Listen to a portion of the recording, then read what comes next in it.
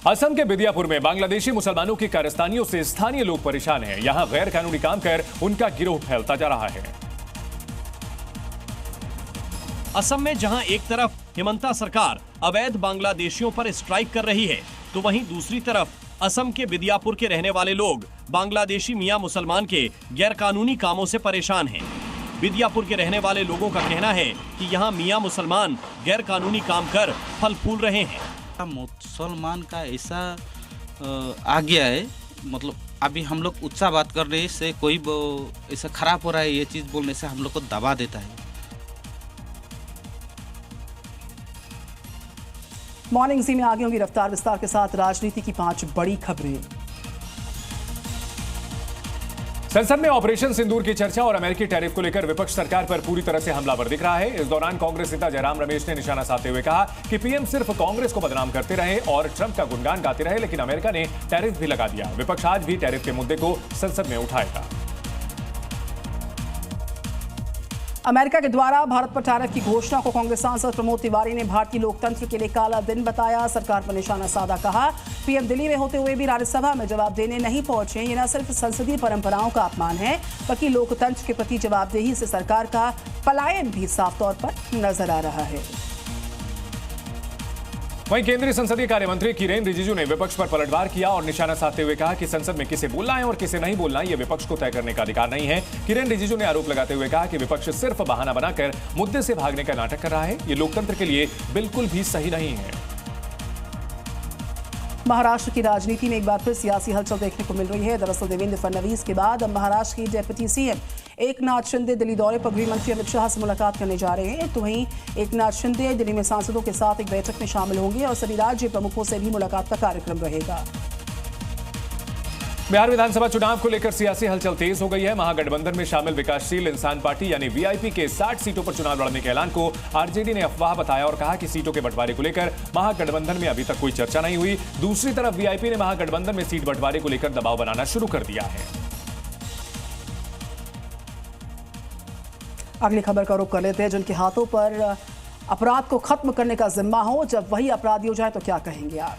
यहां यह कहा जा सकता है कि न्याय का क्या होगा, यह बड़ा सवाल उठता है, क्योंकि दिल्ली पुलिस की महिला सब इंस्पेक्टर को विजिलेंस विभाग की टीम ने रिश्वत लेते रंगे हाथों गिरफ्तार किया है।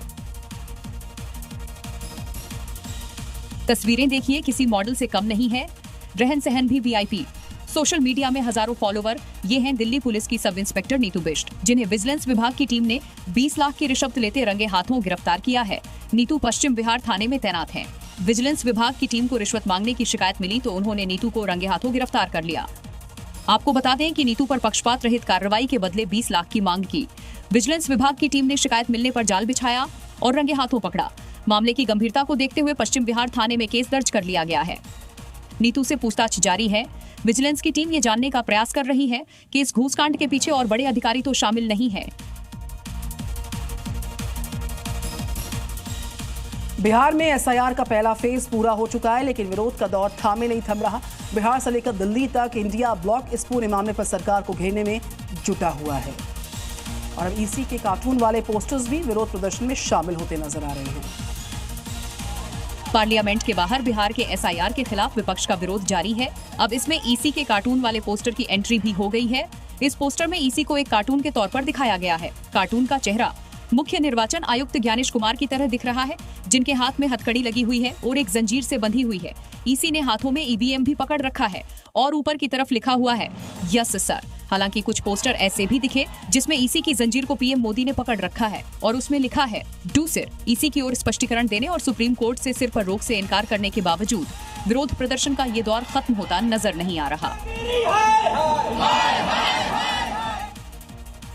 आगे देखिए रफ्तार के साथ टॉप 5 राज्यों की खबरें। यूपी के आगरा में चलती कार में भीषण आग लग गई। कार चालक ने समय रहते कार से कूदकर अपनी जान बचाई। इस हादसे में कार पूरी तरह से जलकर राख हो गई, जिसका एक हैरान करने वाला वीडियो सामने आया है। वहीं दमकल विभाग की टीम ने कड़ी मशक्कत के बाद आग पर काबू पाया। शुरुआती जांच में शॉर्ट सर्किट को आग लगने के पीछे का कारण बताया जा रहा है। इस मामले में पुलिस ने एफआईआर दर्ज कर जांच तेज कर दी है। मध्य प्रदेश के भोपाल में अब बिना हेलमेट के बाइक चालकों को पेट्रोल नहीं मिल पाएगा। कलेक्टर ने पेट्रोल पंप संचालकों को आदेश जारी कर बिना हेलमेट वाले बाइक चालकों को पेट्रोल देने पर रोक लगाई है और इस पहल का मकसद सड़क सुरक्षा बढ़ाने और हेलमेट पहनने के लिए जागरूकता फैलाना है और ये नाम आज से पूरे भोपाल में लागू है। यूपी के ग्रेटर नोएडा में अतिक्रमण के खिलाफ बुलडोजर कार्रवाई की गई। इस दौरान करीब 8,900 वर्ग मीटर जमीन को कब्जा मुक्त कराया गया, जिसकी कीमत 18 करोड़ रुपए बताई जा रही है। इस दौरान स्थानीय लोगों ने कार्रवाई का जमकर विरोध किया। एसईओ सुमित यादव ने कहा कि अवैध निर्माण करने वालों से सख्ती से निपटा जाएगा। अतिक्रमण के खिलाफ कार्रवाई जारी रहेगी। मध्य प्रदेश के छतरपुर में वन विभाग की टीम ने 17 कोबरा सांप को जंगल में छोड़ दिया। सभी सांपों को रेस्क्यू किया गया था। आपको बताएं कि सावन के महीने में सफेद सांपों को कैद करके लोगों को दिखाकर पैसे लेते हैं और जिस पर वन विभाग की टीम ने कार्रवाई करते हुए इन सभी कोबरा सांपों का रेस्क्यू करवा लिया, फिर सुरक्षित जंगल में छोड़ा गया।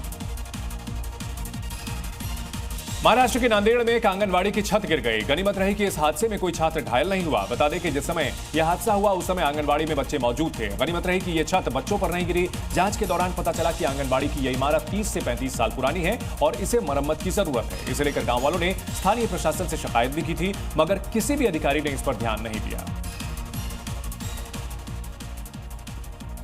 सुरक्षा बलों ने पहलगाम के गुनहगारों को 28 जुलाई को मार गिराया है और अब एक बार फिर से आतंक पर बड़ा वार किया गया है। ऑपरेशन शिव शक्ति जो पुंछ जिले में चलाया गया, यहां भी सुरक्षा बलों को बड़ी सफलता मिली है। एनकाउंटर में लश्कर ए तैयबा के 2 आतंकी मार गिराए गए हैं। इनके पास से 3 हथियार और गोला बारूद भी बरामद हुआ है। जिन 2 आतंकियों को मारा गया वो दोनों ही बॉर्डर पार कर घुसपैठ की फिराक में थे, लेकिन तभी सेना ने तुरंत कार्रवाई और सटीक गोलीबारी करते हुए आतंकियों के नापाक मंसूबों को नाकाम कर दिया। भारतीय सेना का मैसेज बिल्कुल क्लियर है। अब आतंक के खिलाफ आखिरी लड़ाई शुरू हो चुकी है। दहशतगर्द जहां भी छिपे होंगे वहीं उनका आखिरी ठिकाना बनेगा।